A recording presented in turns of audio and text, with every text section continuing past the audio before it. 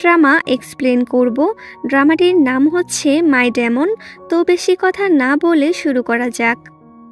ড্রামাটির শুরুতেই আমরা একটি মেয়েকে দৌড়াতে দেখতে পাই, আর এই মেয়েটির নাম হচ্ছে দহি। আর এই হচ্ছে আমাদের ড্রামার নায়িকা। তো দহি দৌড়াতে দৌড়াতে বলতে থাকে, কেউ কি নেই যে আমাকে হেল্প করবে?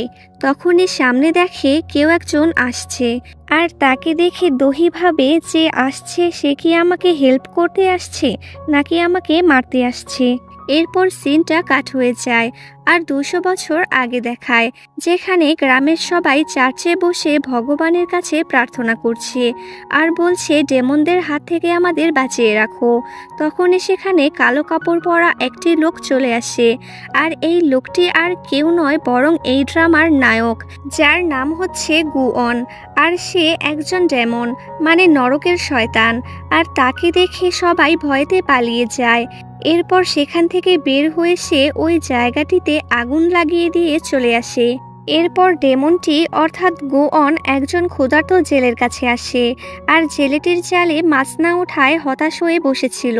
তখন গুয়ন বলে, তুমি কি চাও তোমার জালে অনেক মাছ উঠুক? তখন জেলেটি বলে, অবশ্যই চাই।